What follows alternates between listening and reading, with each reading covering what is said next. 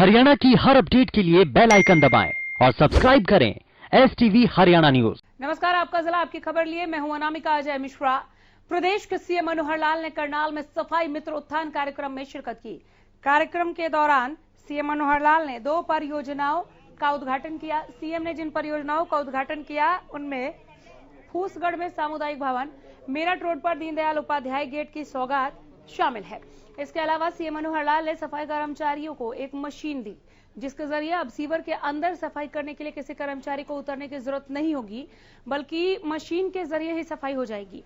जो सफाई कर्मचारी ग्रामीण इलाके से जुड़े हुए हैं, उनकी सैलरी 12,500 रुपए से बढ़ाकर 14,000 रुपए कर दी गई। वहीं शहरी सफाई कर्मचारी की सैलरी 15,000 से बढ़ाकर 16,000 कर दी गई है। अगर किसी को समय पर सैलरी नहीं मिलती तो उसे अगले महीने के आखिर में 500 रुपए बढ़कर मिलेंगे। गांव के सफाई कर्मचारियों को 5 लाख रुपए का बीमा, वहीं शहरी सफाई कर्मचारियों को 10 लाख रुपए के बीमा योजना देने का ऐलान किया गया।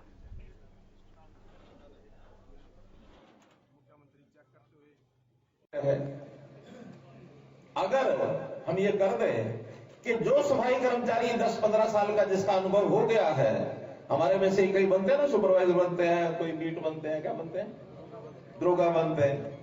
अगर वही ठेकेदार बन जाए तो नाम तो सब आपके पास है ही है, कौन कर्मचारी है कौन नहीं, किससे काम लेना किससे नहीं। विभाग को हम कह देते हैं कि पहले जो अनुभवी आदमी स्वयं जो सुपरवाइजर दरोगा जो रहा हुआ है, वो अगर ठेका लेता है तो पहला अधिकार उसका, बाकियों का बाद में। लेकिन अब आज से गांव वालों के 12.5 की बजाय इसकी 14,000 तनख्वाह की जाती है।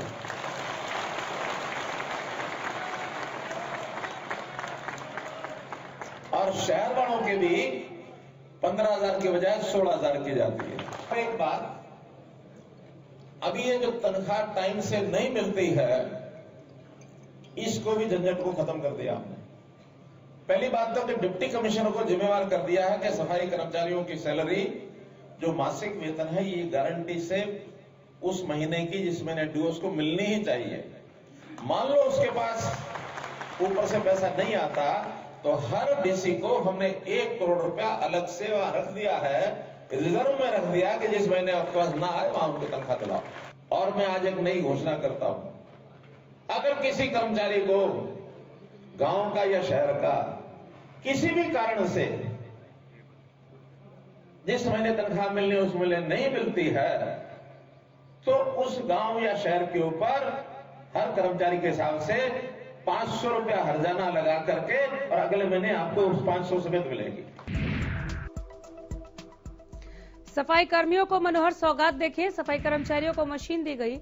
सफाई के लिए अब किसी भी कर्मचारी को सीवर के अंदर उतरने की जरूरत नहीं है, यानी कि खतरनाक गैस से अब किसी सफाई कर्मचारी की मौत नहीं होगी। मशीन के जरिए ही सीवर की सफाई आसानी से हो जाएगी और वो भी कर्मचारी बाहर रहकर ही, सीवर के बाहर रहकर ही सफाई कर पाएंगे। ग्रामीण कर्मचारियों की सैलरी बढ़ा दी गई है, 12,500 से बढ़ाकर 14,000 कर दी गई है, यानी 1,500 रुपए की बढ़ोतरी। शहरी सफाई कर्मियों की सैलरी में भी बढ़ोतरी की गई है, 15,000 की जगह अभी 16,000 रुपए मिला करेंगे। आपको बता दें कि समय पर अगर सैलरी नहीं मिली तो उसके लिए भी सरकार ने प्रावधान रख दिया है। कहा कि अगर समय रहते सैलरी नहीं मिली तो अगले महीने के आखिर में 500 रुपए आपको एक्स्ट्रा दिए जाएंगे, अतिरिक्त मिलेंगे।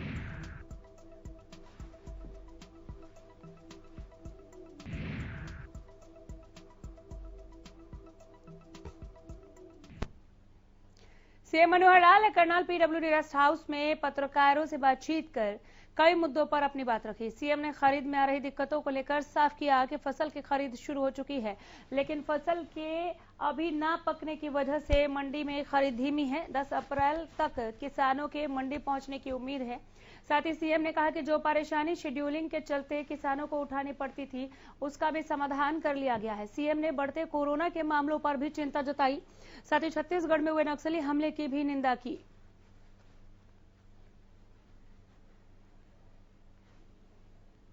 छोटी मोटी जो व्यवस्था की दिक्कतें आती हैं उनको सबको समय पर ठीक कर लिया जाता है और मैं समझता हूँ कि अब प्राय सारी व्यवस्थाएं ठीक सेट हो गई है पूरे हरियाणा में और प्रोक्योरमेंट सब शुरू हो गई है। प्रोक्योरमेंट का जो रश है वो लगभग 10 तारीख के आसपास ज़्यादा होगा। अभी इतना रश नहीं है क्योंकि फसल इस बार जो पकी है उसमें मौसम के कारण से भी थोड़ा सा डिले है। पर उन्होंने जो टोकन का और शेड्यूलिंग का विषय था, हमने चंडीगढ़ से ही उस विषय की जानकारी जब मिली हमें, तो उसको समाधान उसका कर दिया था। पूरे हरियाणा के लोगों को शेड्यूलिंग उनके हिसाब से कराएंगे, जैसा जो वो लेके आना चाहेंगे, क्योंकि किसान को ही पता होता है किस दिन उसकी फसल पकती है।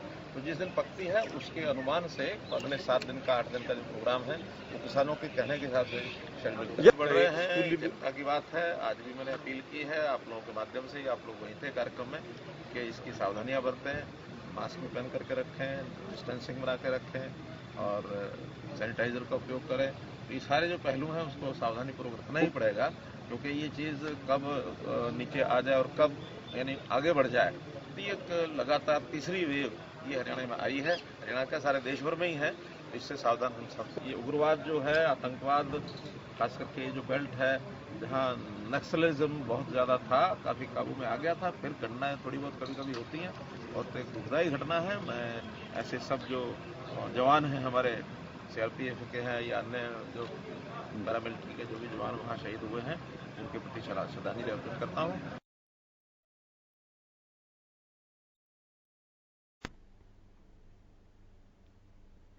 फरीदाबाद के तेगांव पहुंचे पूर्व सीएम और नेता प्रतिपक्ष भूपेंद्र सिंह हुड्डा ने कहा कि मेरी फसल मेरा ब्यौरा से किसान परेशान हो रहे हैं। मेरी फसल मेरा ब्यौरा पर सवाल उठाते हुए उन्होंने कहा कि किसानों की फसल मैसेज से नहीं पकती, किसानों को इससे आर्थिक नुकसान उठाना पड़ रहा है।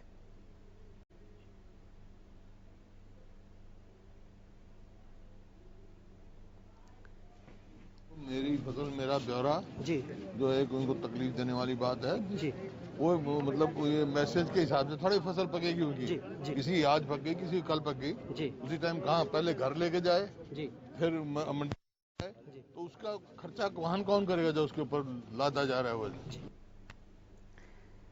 किसान नेता राकेश टिकैत पर हुए हमले के बाद दिल्ली और हरियाणा के किसानों ने जमकर निंदा करते हुए इसे एक षड्यंत्र बताया। भारतीय किसान यूनियन के दिल्ली प्रदेश अध्यक्ष वीरेंद्र डागर ने कहा कि एक षड्यंत्र के तहत राकेश टिकैत पर हमला किया गया है ताकि किसानों का मनोबल कमजोर किया जा सके। ढांसा बॉर्डर पर किसानों को संबोधित करते हुए वीरेंद्र डागर ने कहा कि किसानों का आंदोलन किसी भी सूरत में कमजोर नहीं होगा और न ही किसान अपने हितों की रक्षा करने में पीछे हटेंगे।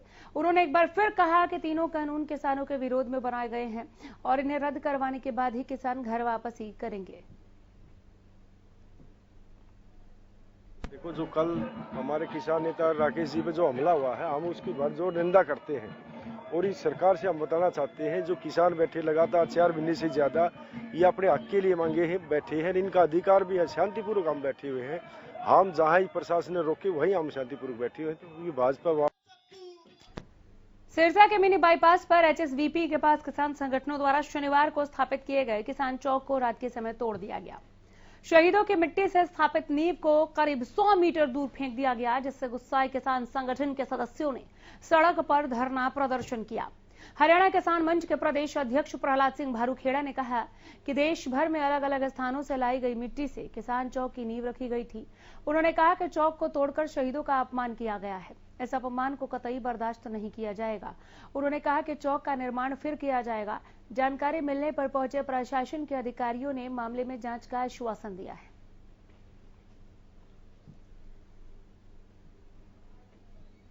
यहाँ पे शहीदों की मिट्टी से ये चौक का निर्माण किया गया था। किसान चौक का जो देश भर से आंदोलनों के दौरान जो किसान शहीद हुए हैं, उन शहीदों की मिट्टी जो है यहाँ पे आई थी और मेधा पाटेकर जी के नेतृत्व में एक मिट्टी सत्याग्रह यात्रा यहाँ पे आई थी।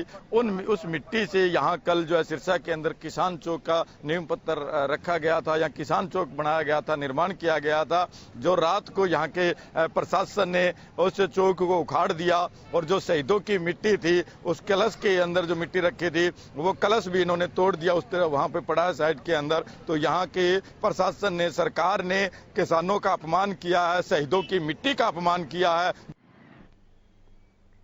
सोनीपत के राय विधानसभा इलाके के 4 गांवों के खेतों में अचानक आग लगने से करीब 50 एकड़ में लगी गेहूं जलकर खाक हो गई। आग लगने के कारणों का पता नहीं चल पाया है।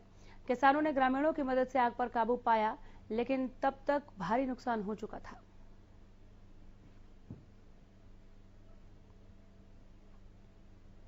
जी कैसे लगी? बाकी हम आए तो कम से कम कुछ भी नहीं तो 10-15 एकड़ तो ये जड़े जड़े है, दवाई आ गई हमने सबने। अटेरना पोसरा जखोली 3 गांवों की जमीन है यहाँ फिलहाल। मणोली की आगे थी तो दाबली मणोली में भी वाली में भी कूद जानी थी। तो आग पर काबू कैसे पाया? आग जाम्बे तोड़े हमने, उन तक बुझाई। फायर ब्रिगेड कोई आई नहीं यहाँ टाइम पे। ट्रैक्टर थे, आप बालक लग रहे थे यहाँ, कम से कम 200 बालक हो गए थे इकट्ठे। 60 किले जल रहे जी कम से कम। कैसे जली पता नहीं जी, ऑटोमेटिक। हम तो रोटी लेकर आ रहे थे जी मजदूरों की, देखा तो आग लगी पाई। हमने तो फोन करके गाँव में फोन करे जी, वे ट्रैक्टर दुनिया भर के गाँव वाले आए, सारे गाँव वाले लग के ट्रैक्टर दुनिया भर के ट्रैक्टर लेकर जिब्बे आग बुझाई। कितने गाँव की जमीन थी? ये 4 गाँवों की जमीन है जी। जखोली वालों की है, पबसरा वालों की है, मनोली वालों की है, ट्रेने वालों की है जी। सबके किले जल के नाश हो गया। तो गति यहाँ रहा कुछ भी।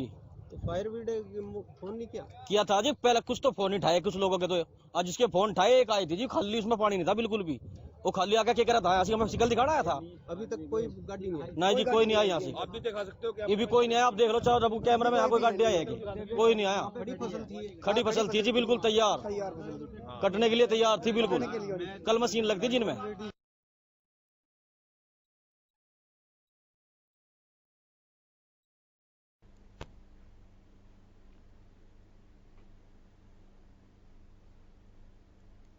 गोहाना जींद रोड पर गोहाना के पास गांव बुटाना के एक खेत से होकर जा रही खदराई माइनर अचानक टूट गई। माइनर टूटने से एक किसान की 3 एकड़ गेहूं की फसल में करीब 3 फीट तक पानी घुस गया, जिससे किसान की पकी हुई गेहूं की फसल खराब हो गई। किसान ने मौके पर पहुंचकर माइनर टूटने की खबर अधिकारियों को दी। खबर मिलते ही अधिकारियों ने मौके पर पहुंचकर तुरंत टूटी माइनर को ठीक करने का काम शुरू कर दिया, लेकिन इससे पहले किसान की फसल पानी की भेंट चढ़ गई। अब पीड़ित किसान ने सरकार से उनकी खराब हुई फसल की गिरदावरी करवाकर मुआवजे की मांग की है। जी ये माइनर है, खंदराई माइनर।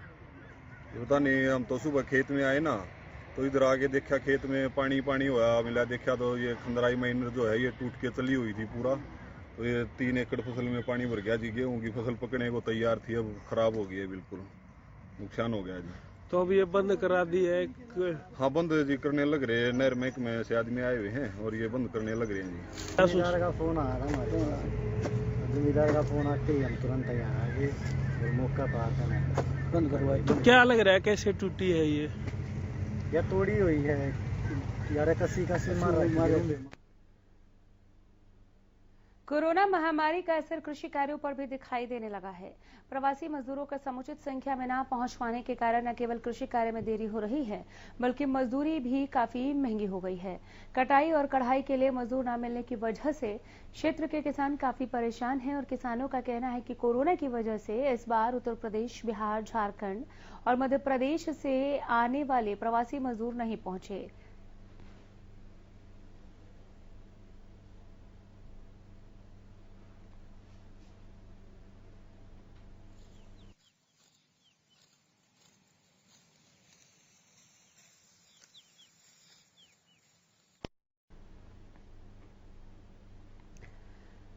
पलवल में हरियाणा रोडवेज बेरोजगार कर्मचारी संघ की जिला इकाई ने अपनी मांगों को लेकर विरोध प्रदर्शन किया। देवीलाल पार्क में किए गए विरोध प्रदर्शन की अध्यक्षता जिला प्रधान दलबीर डागर ने की। बेरोजगार सभी कर्मचारियों ने चुनौती भरे लहजे में कहा कि या तो उन्हें वापस नौकरी पर रखा जाए, वरना आने वाले समय में ऐलानाबाद में होने वाले उपचुनाव के दौरान खुलकर सरकार का विरोध किया जाएगा।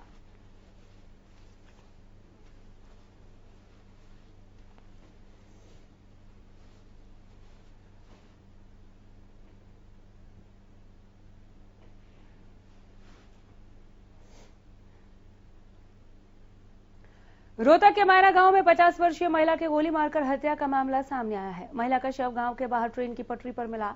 महिला को 3 गोली मारी गई थी। घटना की सूचना पर शिवाजी कॉलोनी थाना पुलिस और एफएसएल की टीम वहां पहुंची। हत्या का शव मृतक महिला के देवर पर है। अंदेशा जताया जा रहा है कि उसी ने मर्डर किया है। पोस्टमार्टम के लिए रोहतक पीजीआई शव को भेजा गया है। आरोपी को जल्द गिरफ्तार करने का पुलिस दावा कर रही है। महिला मायना गांव की ही रहने वाली थी। उसके पति की पहले ही मौत हो चुकी है। यही नहीं, कुछ समय पहले उसके देवर ने उसके बेटे की हत्या की थी। इस मामले में मृतक का देवर रोहतक की सोनारिया जेल में उम्र कैद की सजा काट रहा है और फिलहाल पैरोल पर बाहर आया हुआ है। ये सरपंच का फोन आया था, भाई गाँव में एक नहर है, उसमें गंदा नाले की नहर है, उसकी पटरी पे एक लेडीज है, उसकी गोली मार दी।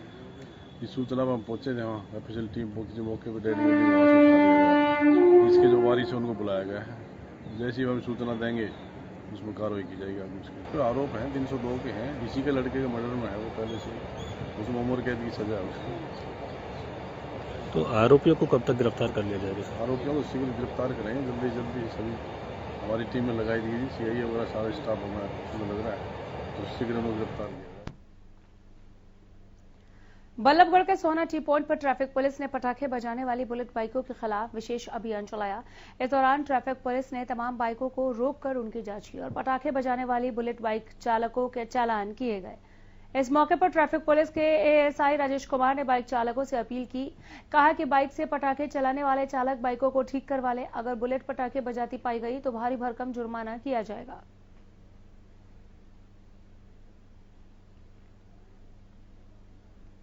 जो ये बुलेट पटाखा वाली जो गाड़ी है ना, जो उनका चालान किया जा रहा है जी, और इससे जो हमारे ऑफिसर है जो हिदायत दे रहे हैं हमको, उसको बड़ी कार्रवाई की जा रही है जी। और अगर कोई जैसे बुलेट पटाखा वाला है जो नहीं मानता है, मैं एक मीडिया के माध्यम से ये कहना चाहता हूँ कि उन लोगों को पता चले कि जो बुलेट का जो साइलेंसर है जो पटाखा देता है उसको ना बदलवाएं, ओरिजिनल रखें, आप भी सुरक्षित रहें और दूसरे को सुरक्षित रहें। ये जो साइलेंसर का है ना, ये साइलेंसर का तो 10,000 रुपये का चालान है। और अगर और जो एनएसरी जैसे तो हॉर्न है या जैसे साइडों में शीशे नहीं होना है या इंश्योरेंस नहीं है, पॉल्यूशन नहीं है, जो मतलब व्हीकल से जो चीज जुड़ी हुई है। भिवानी में रफ्तार का कहर देखने को मिला है। दरअसल भिवानी के कायला गांव में दो बाइकों में टक्कर हो गई। हादसे में एक युवक की मौके पर ही मौत हो गई। बताया जा रहा है कि पंकज देर शाम अपने खेत में जाने के लिए घर से निकला था, लेकिन हादसे में पंकज की मौत हो गई। फिलहाल पुलिस ने शव को कब्जे में लेकर नागरिक अस्पताल में भिजवा दिया है।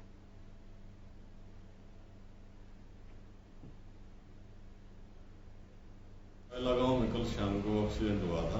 पंकज सन्नोक मनोज कुमार कायला का रहने वाला है और दो मोटरसाइकिल आपस में भिड़ गई, जिसमें इसके एक्सीडेंट में चोट लगने के कारण मृत्यु हो गई, जो आज सुबह हमें सूचना मिली थी, जिसके हम कार्रवाई कर रहे हैं। ये कल शाम को देर रात एक्सीडेंट हुआ। पंकज सन्नोक मनोज कुमार कायला गाँव में रहने वाला, वही गाँव में अपने पिताजी को खेत से लाने के लिए जा रहा था, वहाँ उस पर एक्सीडेंट हुआ गाँव में।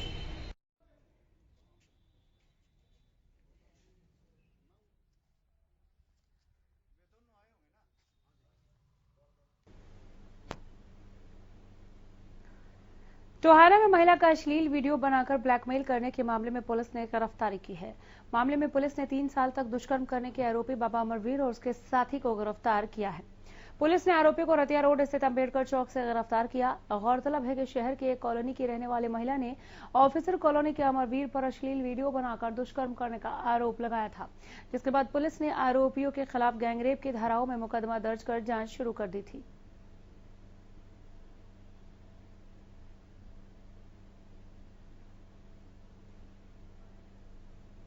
दरखास्त प्राप्त हुई थी, जिसके संबंध में बलात्कार की संबंध में दरखास्त, जिसके संबंध में एफआईआर दर्ज कर ली गई थी। और इसमें जो नामजद आरोपी थे नरेंद्र और दूसरा अमरवीर, उनको गिरफ्तार कर लिया गया, न्यायालय में पेश किया जाएगा।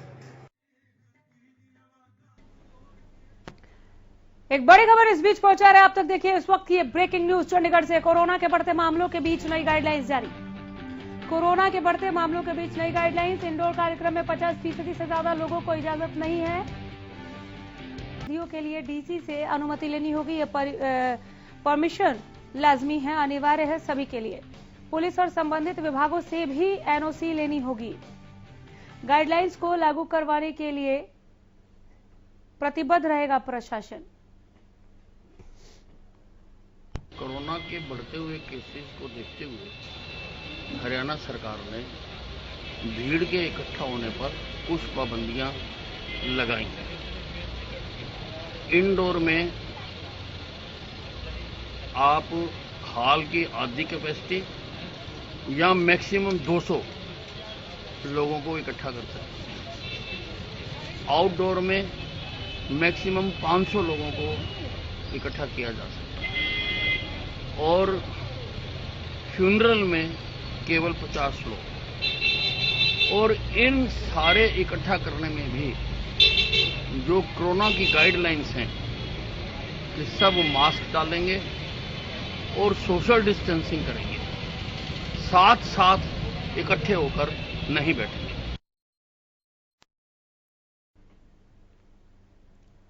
एक बड़ी खबर पहुंचा रहे हैं इस वक्त की ब्रेकिंग न्यूज। देखिए, बड़ी खबर, प्रदेश में नहीं थम रही कोरोना की रफ्तार। प्रदेश में कोरोना की रफ्तार नहीं थम रही। फरीदाबाद में कोरोना का बड़ा विस्फोट हुआ है। कई सारे मामले एक साथ निकलकर सामने आए हैं। फरीदाबाद में 24 घंटे में 151 नए केस निकलकर सामने आए हैं। ये देख लीजिए लापरवाही और बेपरवाही का नतीजा। कोरोना पैर पसार रहा है। ये महामारी आपको, हमें सबको अपनी चपेट में। 95 मरीज इलाज के बाद ठीक हुए। 835 हुई एक्टिव मरीजों की संख्या। कोरोना अपडेट फरीदाबाद से पहुंचा रहे हैं इस वक्त की बड़ी खबर। पूरे प्रदेश की अगर हम बात कर ले तो कोरोना लगातार पैर पसार रहा है। झज्जर में भी कोरोना बम फूटा है। एक दिन में 38 नए मामले सामने आए हैं झज्जर में। जिले में 139 हुई एक्टिव मरीजों की संख्या।